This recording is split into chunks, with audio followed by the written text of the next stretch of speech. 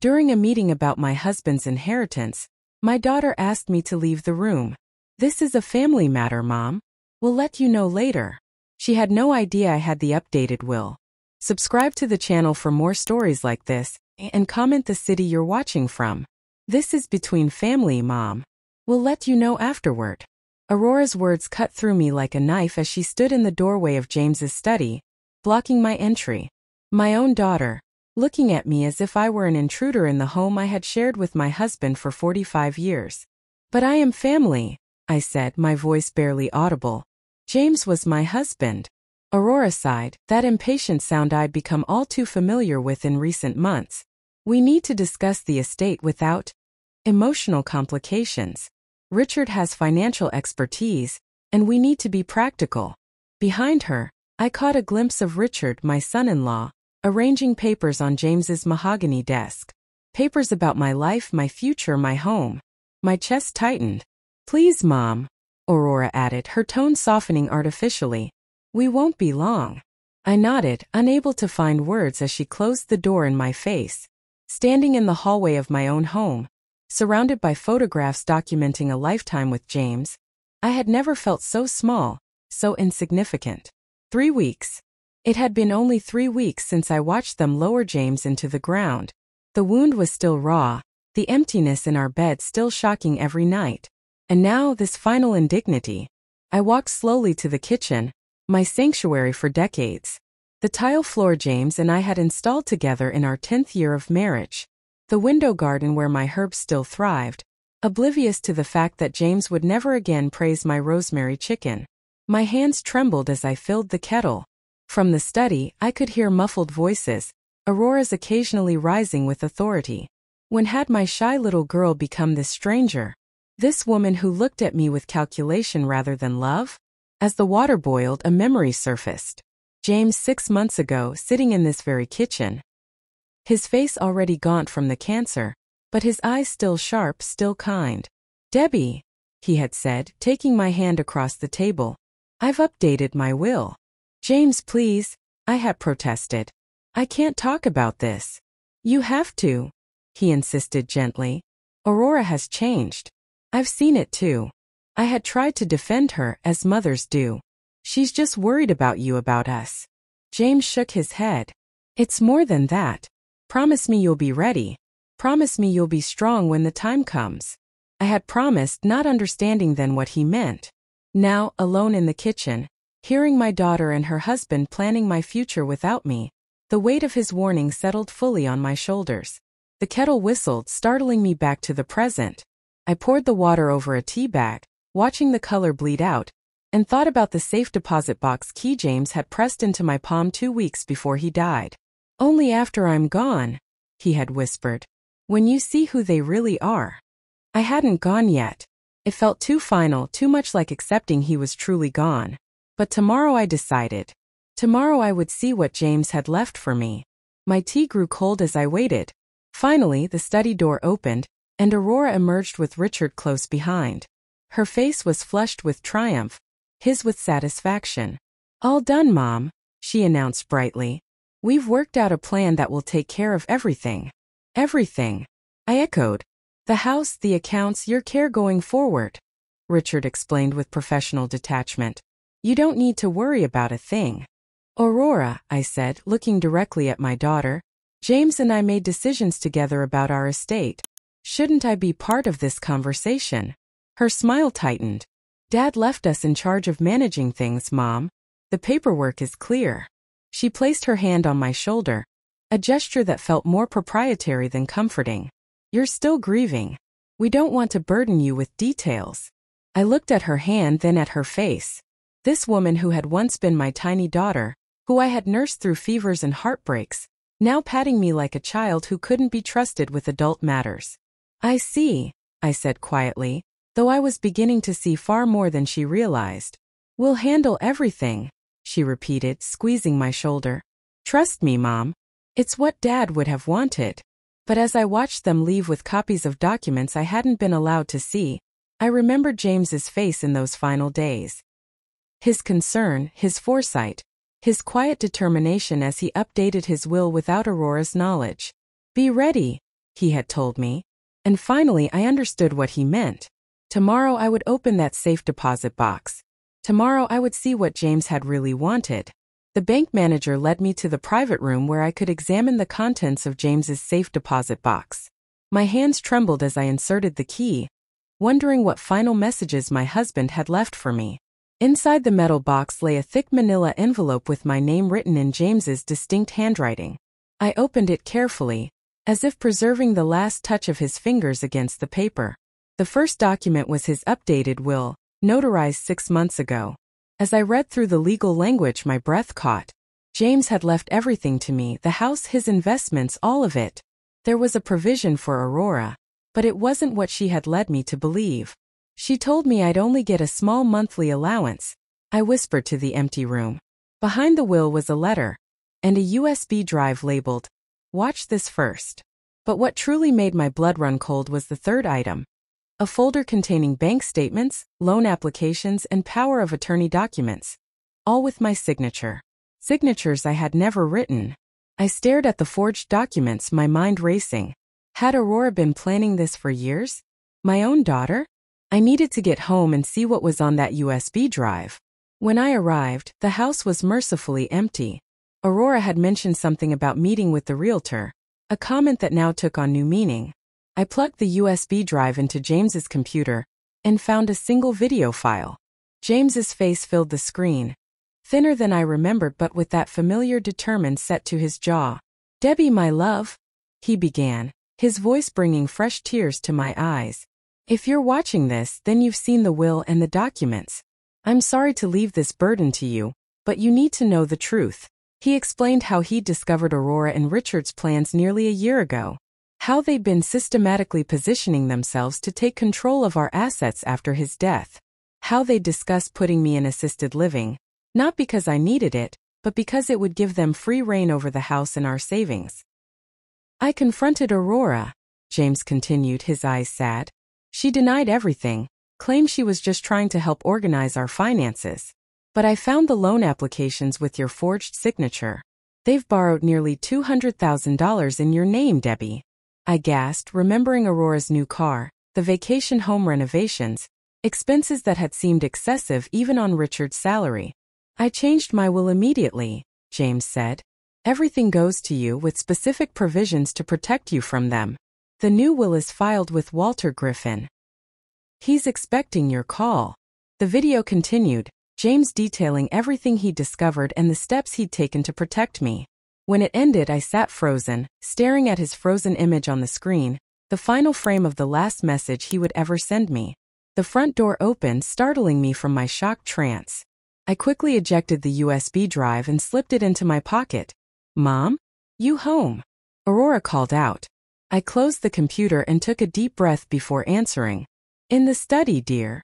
She appeared in the doorway, her smile faltering when she saw me at James's desk. "What are you doing in here?" "Just remembering," I said, surprised at how steady my voice sounded. "James spent so much time in this room."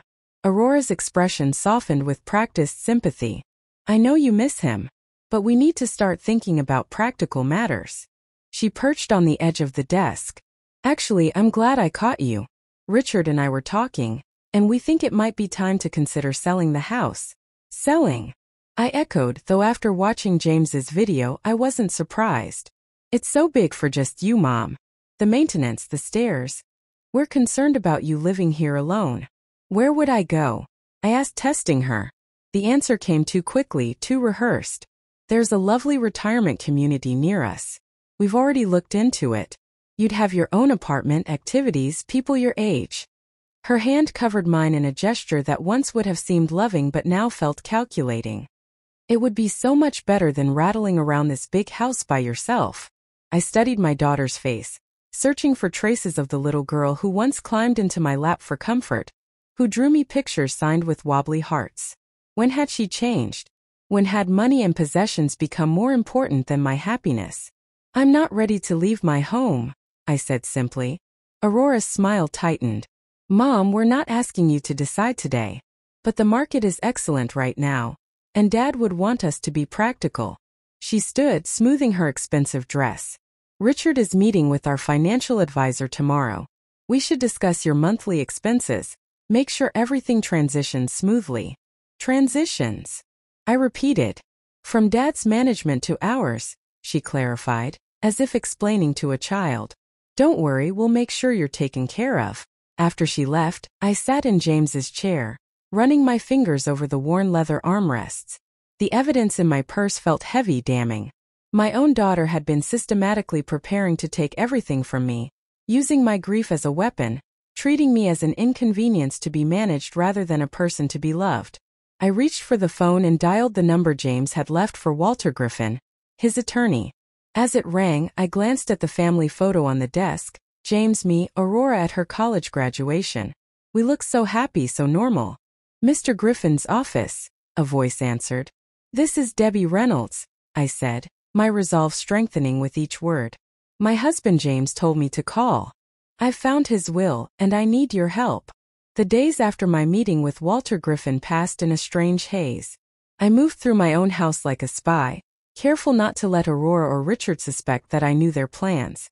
Every phone call they made, every whispered conversation in corners now carried new meaning. Walter had confirmed everything. James came to me about 8 months ago, deeply concerned, he'd explained in his office. He discovered some troubling financial activities and wanted to protect you. Today was the day Aurora had set for what she called the family meeting to discuss my future.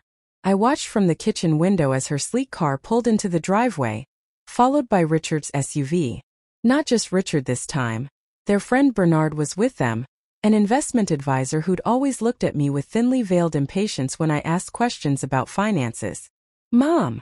Aurora called, letting herself in with the key she'd had copied without asking me. We're here. I smoothed down my cardigan and touched the USB drive in my pocket for reassurance. In the kitchen, dear. They filed in, Aurora leading with forced brightness, Richard checking his expensive watch, Bernard carrying a leather portfolio. The kitchen suddenly felt smaller, invaded. Let's move to the dining room, Aurora suggested. We have a lot to go over. I followed them, noting how comfortable they were directing things in my home. Aurora had already spread papers across the table before I even sat down. Mom, she began, her voice shifting into what I now recognized as her patronizing tone. We've worked everything out. After reviewing Dad's estate, we've determined a monthly allowance that will cover your basic needs. Richard slid a paper toward me. We've calculated $1,800 per month. That should be more than adequate for your lifestyle. I looked at the number, then back at them. $1,800? From your father's pension and investments that generate over $12,000 monthly. Aurora's smile flickered. There are expenses, Mom. The house maintenance until we sell it. Investment management fees. And when were you planning to tell me about the loans you took out in my name? I asked quietly. The room went still. Aurora's face drained of color, then flushed deep red. Richard's hand froze mid-reach for another document. What are you talking about? Aurora's voice had lost its sweetness. I pulled copies of the loan documents from my pocket and placed them carefully on the table. 2 home equity loans. A personal loan. Credit cards I never applied for. All with my signature, except I never signed them. Richard recovered first. Debbie, you're confused. You signed those during James's illness. Don't you remember? The stress of that time. Stop. My voice was stronger than it had been in months. I never signed these, and we both know it. Aurora leaned forward, dropping the pretense of concern. Dad asked us to help manage things. He knew you couldn't handle the financial details. Your father knew exactly what you were doing, I interrupted. He found out about the forgeries months ago. The shock on their faces would have been satisfying if it hadn't broken my heart. My own daughter, caught in her deception, looked not remorseful but angry at being discovered. That's ridiculous, she sputtered. Dad trusted us to. To what, Aurora? To put me in a home? To sell the house I've lived in for 40 years? To spend my retirement on your renovations and vacations? Bernard, looking increasingly uncomfortable, began gathering his papers. Perhaps I should leave you to discuss family matters. Stay, Richard commanded. This is just confusion. Grief can cause memory problems, paranoia even. He turned to me, his voice softening with fake concern. Debbie, this is exactly why we're worried about you living alone. You're imagining things, creating conspiracies. I have the will, I said simply. Aurora's dismissive wave froze midair. What? James's actual will. Not whatever document you've been pretending exists. I turned to Bernard. Did they tell you they had power of attorney? That James left everything in their control. Bernard shifted uncomfortably, looking between us. That was my understanding, yes. They lied.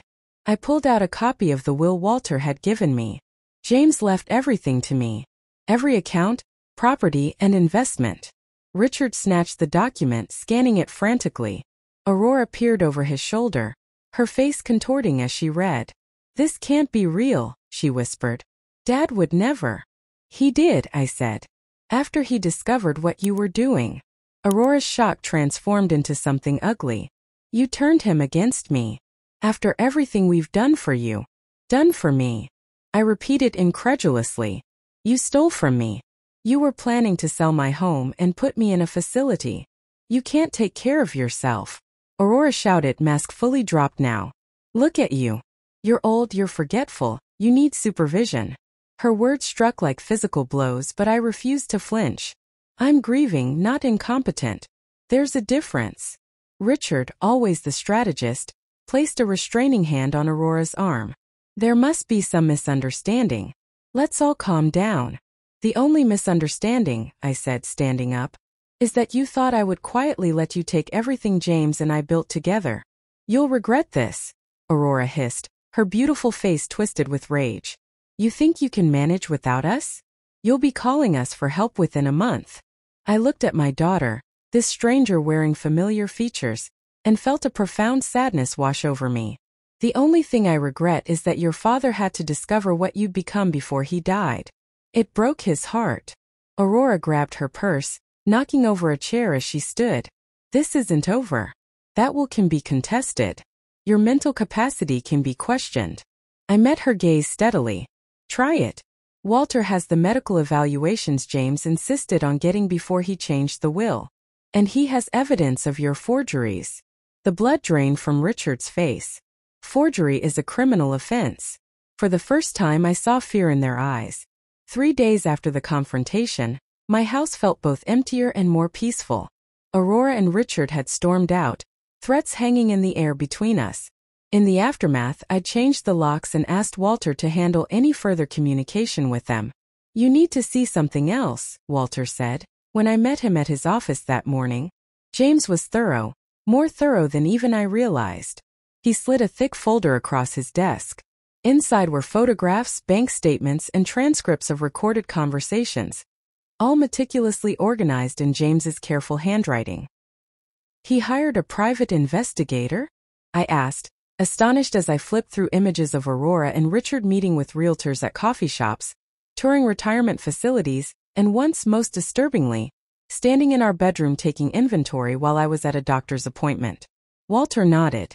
About 7 months ago. He suspected something was wrong when Aurora started asking detailed questions about your finances, especially after she insisted on being added to your accounts, just in case. I studied a photograph of them laughing over lunch with a woman I didn't recognize. The date stamp showed it was taken while James was in the hospital during one of his treatments, a day Aurora had told us she couldn't visit because she was swamped at work. Who's this woman? I asked. Walter's expression turned grave. Carla Matthews. She's a geriatric care evaluator who specializes in competency assessments for the elderly. The implication hit me with physical force. They were building a case against me? To have me declared incompetent. James thought so. That's why he insisted on getting his own neurological evaluation and mental competency assessment before changing the will. He wanted to make sure they couldn't claim he wasn't of sound mind when he made the changes. I closed the folder, unable to look at more evidence of my daughter's betrayal. Why didn't he confront them directly? Show them he knew. Walter leaned back in his chair. He was protecting you. James knew that if they realized he'd discovered their plans, they might accelerate their timeline or try something more desperate. He wanted everything legally secured before they knew he was onto them. On my way home, I stopped at the cemetery. James's grave was still fresh, The flowers I'd brought last week wilted in the summer heat. I replaced them with new roses as I told him everything that had happened. You knew her better than I did, I whispered to the headstone. When did she change, James? Was it always there and I just didn't see it? The wind rustled the trees overhead, but there was no answer. There never would be. Back home I found an unexpected visitor waiting on my porch, Robert, James's best friend of 30 years, and the godfather we'd chosen for Aurora when she was born. Debbie, he said, standing as I approached. I heard what happened. I would have come sooner, but I've been out of the country. I invited him in, grateful for the familiar presence of someone who had known us, the real us, for so long. James told me some of it, Robert admitted as we sat in the kitchen with coffee. Not everything, but enough that I wasn't surprised when Walter called me. You knew. I felt a strange mixture of relief and hurt. Why didn't you tell me? Robert's weathered face creased with regret. James asked me not to. He said you wouldn't believe it unless you saw it for yourself. That you'd defend Aurora until the evidence was undeniable. He was right, of course. If anyone had told me my daughter was plotting against me, I would have dismissed it immediately. I had to see it with my own eyes. There's something else, Robert said, pulling an envelope from his jacket. James gave this to me before he died. Said I'd know when it was time to give it to you. Inside was a key and an address I didn't recognize. What is this? A storage unit, Robert explained. James rented it about 6 months ago. Even I don't know what's inside. He said it was for your eyes only. The storage facility was on the outskirts of town, a nondescript building of metal units lined up in rows. Unit 247 was at the back, away from the main office. My hands trembled slightly as I turned the key in the lock. Inside, carefully organized on metal shelving, were dozens of boxes labeled in James's handwriting. Financial records, Aurora childhood, our wedding, family vacations. But most striking was a large whiteboard mounted on the far wall, covered in James's writing. A timeline stretching back 5 years, documenting every suspicious request, every unexplained withdrawal, every time Aurora or Richard had attempted to gain access to our accounts. Oh, James, I whispered, tracing his handwriting with my fingertips. In the center of the unit stood a desk with a laptop. A note taped to the screen read, "Password. The place we got engaged plus the year we met." I smiled despite everything. The North Point Lighthouse, 1970. Typical James, romantic even in his investigative work.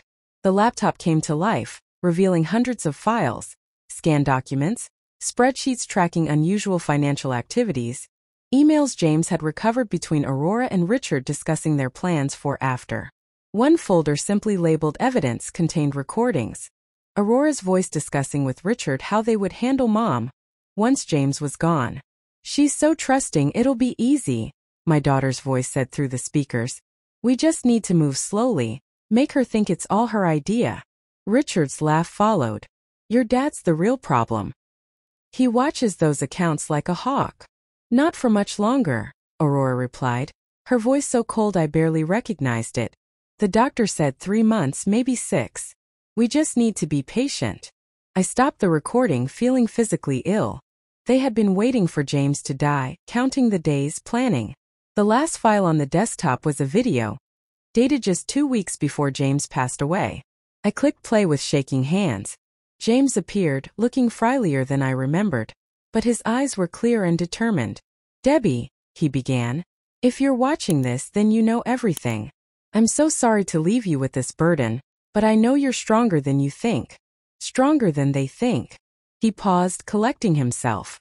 "I've spent my final months making sure you're protected instead of just being with you.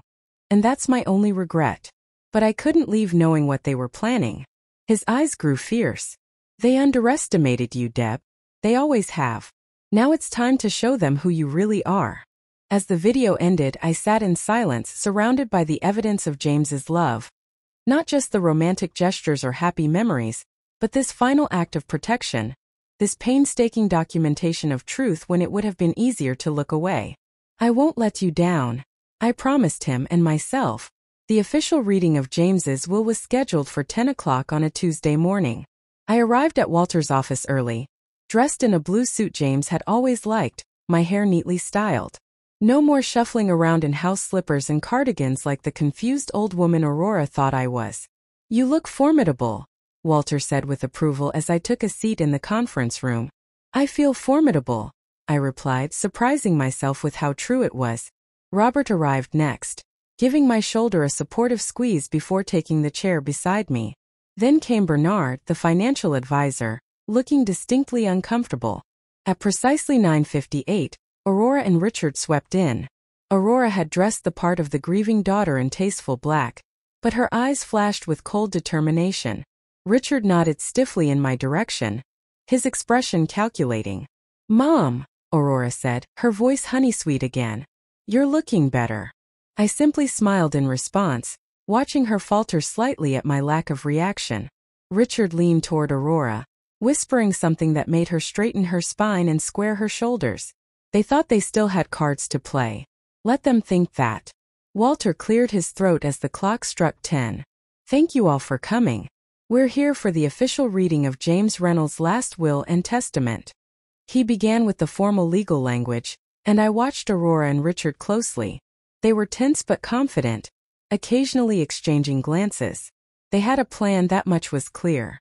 Before we proceed to the distribution of assets, Walter continued, Mr. Reynolds included a letter to be read at this time.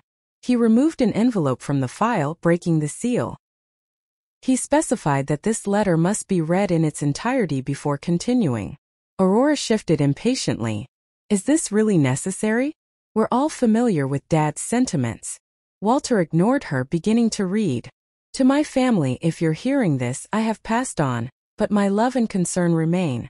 Throughout my life, I've valued honesty, integrity, and family loyalty above all else. These aren't just words to me. They're principles I've tried to live by. Recently, I've had cause to reflect on these values and how they've been honored or dishonored within our family. I've made discoveries that have brought me great pain. Discoveries about plans made behind my back, about deception and betrayal from those I trusted most. Aurora's face drained of color. Richard grabbed her hand under the table. Walter continued reading, his voice steady. I've documented evidence of financial exploitation, forged signatures, and a coordinated effort to control my estate and to isolate and institutionalize my beloved wife, Debbie, after my death. This is ridiculous. Aurora interrupted, her voice shrill. Dad was confused at the end. The medications. Ms. Reynolds, Walter said firmly, I'm required to read this in full.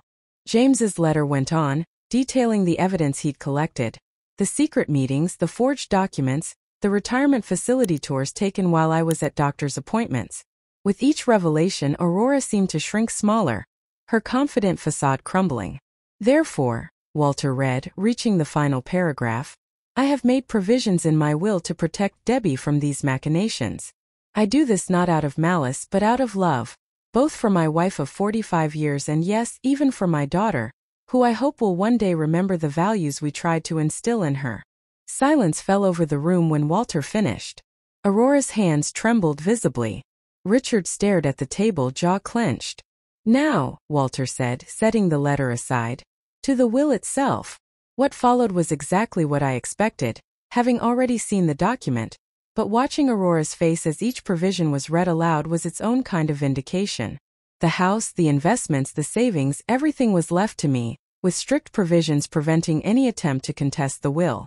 Aurora would receive a modest inheritance, but only after 10 years, and contingent upon her having no legal conflicts with me during that time.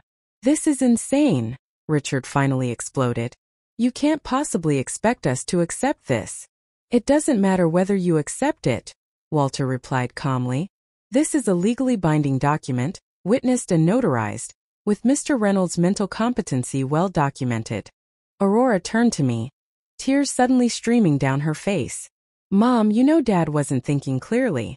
We were only trying to help, to make sure you were taken care of. The performance was impressive. A week ago it might have worked. By forging my signature on loan documents? I asked quietly. By planning to sell my home while I was still living in it? You don't understand, she insisted. It was for your own good. You can't manage on your own. I opened my purse and removed a small recorder, one of James's final gifts to me. I think we all understand perfectly well. I press play and Aurora's voice filled the room. Once Dad's gone, we move quickly. Get her to sign over power of attorney while she's still emotional. If she resists, we start documenting every little slip-up, every forgotten appointment, until we have enough to force the issue. Richard's voice followed. And the house. On the market by summer. We use Mom's money to clear our debts, then move her into Sunny Pines. They have those small studio apartments that are perfect. She won't need much space. I stopped the recording. Aurora's face had gone from pale to ashen. There's more, I said softly. Hours more. James was very thorough. You were recording us? Richard sputtered. That's illegal. Actually, Walter interjected. James had a licensed investigator document everything. It's all admissible, should it come to that. Aurora stood abruptly, her chair scraping against the floor. You planned this ambush. Both of you. You turned Dad against me, and now you're trying to destroy me. I looked at my daughter, this stranger wearing her face, and felt a complicated mixture of anger and grief. No, Aurora. You did this yourself. She grabbed her purse, tears still streaming. You'll regret this. You need us. You'll see. As she stormed toward the door, Richard following close behind, I called after her. Aurora. She paused, not turning around. James wanted me to tell you something, I said. He said it's never too late to become the person you were meant to be. Her shoulders stiffened and for a moment I thought I saw them tremble. Then she was gone, the door slamming behind her. Bernard cleared his throat awkwardly. Mrs. Reynolds, I want you to know I had no idea about any of this. They told me you had agreed to their management of the estate. I believe you, I said, though I wasn't entirely sure I did. As the meeting concluded and people filed out, Robert stayed behind. Are you all right? He asked gently. I considered the question seriously. My husband was gone. My relationship with my only child was in ruins. The future I had imagined, family holidays, Aurora's support through my golden years, had evaporated. And yet, I felt strangely liberated. The truth, however painful, was finally out in the open. No, I answered honestly. But I will be. 6 months passed. The seasons changed, summer fading to autumn, then winter, and now the first tentative buds of spring appeared in my garden. I knelt in the soft earth, planting tulip bulbs along the border where James and I had always planned a new flower bed but never quite found the time. Those will look beautiful come April, a voice said behind me. I turned to find Robert standing at the garden gate, holding a bag from our favorite bakery. Since the reading of the will, he had become a regular presence in my life, bringing coffee on Sunday mornings, helping with household repairs, or sometimes just sitting quietly while we both read. I thought you might like some of those almond croissants you pretend not to love, he said, holding up the bag with a smile. I peeled off my gardening gloves and brushed the dirt from my knees. I never said I didn't love them. I said they were a sometimes treat. And today feels like a sometimes kind of day. It did. The air was crisp but not cold, the sun warm on my shoulders as we settled at the patio table. I'd made many changes to the house and garden in recent months. Not erasing James, never that, but making the space more fully mine. The heavy drapes in the living room had been replaced with light, gauzy curtains. The formal dining room was now my art studio, where I'd returned to painting for the first time in decades. Have you heard anything? Robert asked carefully as he poured coffee from the thermos he'd brought. I knew what he meant. Aurora. A card at Christmas, I said. Very formal. Signed by both of them. Robert nodded, not pressing further. He knew how much the estrangement hurt, despite everything. A mother doesn't simply stop loving her child, even when that child has wounded her deeply. After the will reading, Aurora and Richard had vanished from my life. Through mutual friends, I heard they'd moved to Phoenix, where Richard had accepted a position with a new firm. The distance was perhaps a blessing. It gave us all space to process what had happened. I've been thinking, I said, changing the subject, about the trip. James and I had always dreamed of visiting Italy together. We'd planned it for our retirement, walking the streets of Rome, taking a gondola in Venice, seeing the art we'd only viewed in books. Cancer had stolen that dream like so many others. The Amalfi Coast in June, I continued. I've already booked the flights. Robert's face brightened. Debbie, that's wonderful. I'd like you to come with me, I added, the words coming out in a rush. As a friend, I clarified quickly. I'd value the company, and James always said you were the best travel companion. A complicated emotion crossed Robert's face. Pleasure, hesitation, something else I couldn't quite name. I'd be honored, he said finally. Truly. We sat in comfortable silence, watching a pair of cardinals flit among the trees. In the months since James's death, I'd learned that grief doesn't follow a predictable path. It comes in waves, receding for a time only to crash back unexpectedly at the sight of his favorite coffee mug, or the smell of his aftershave on a jacket I hadn't yet donated. But I was learning to live alongside it, to carry my love for James while still moving forward. It's what he would have wanted. The doorbell rang, interrupting my thoughts. Expecting someone? Robert asked. I shook my head, rising to answer it. Through the frosted glass of the front door, I could make out a slender female figure. My heart quickened. Aurora? But when I opened the door, I found a young woman I didn't recognize, perhaps in her early 20s, shifting nervously from foot to foot. Mrs. Reynolds? She asked. Yes. My name is Lily. Lily Chun. I'm a student at the community college and She hesitated, clutching a folder to her chest. I'm in Professor Walker's creative writing class. He said you might be willing to talk to me. I smiled, recognizing the name of the writing instructor at the college where I'd recently begun taking classes. About my memoir project? She nodded eagerly. I'm focusing on personal narratives for my thesis, especially stories of resilience in older women. Professor Walker said your story was remarkable. I glanced back at Robert, who gave me an encouraging nod. Come in, Lily. Would you like some coffee? We have croissants. As we settled in the living room, Lily took out a notebook and pen. Professor Walker only told me the basics, that you lost your husband and had a difficult time with family afterward. Would you be comfortable sharing more? I considered the young woman before me, her earnest expression, her eagerness to understand a life so different from her own. 6 months ago I might have deflected, keeping my pain private. But James had taught me one final lesson through all of this. Truth, however difficult, was always better than comfortable lies. It started with a family meeting, I began. A meeting I wasn't allowed to attend. 2 hours later, as Lily prepared to leave, her notebook filled with my story, she paused at the door. Mrs. Reynolds, can I ask you something personal? After everything I've just told you? Of course. Are you still hoping to reconcile with your daughter someday? The question caught me off guard with its directness. I thought about the Christmas card, formal and distant, yet sent nonetheless. About the photo of Aurora I still kept on my bedside table, alongside pictures of James. I've learned to live with uncertainty, I said finally. I hope yes. But my life doesn't depend on it anymore. Lily nodded thoughtfully. My mother and we haven't spoken in 3 years. Sometimes I think too much has happened to ever go back. I touched her arm gently. The door can remain open without letting people walk all over you. That's what James helped me understand. After Lily left, I returned to the garden where Robert was waiting, having given us privacy for the interview. You told her everything? He asked, sounding surprised. Most of it.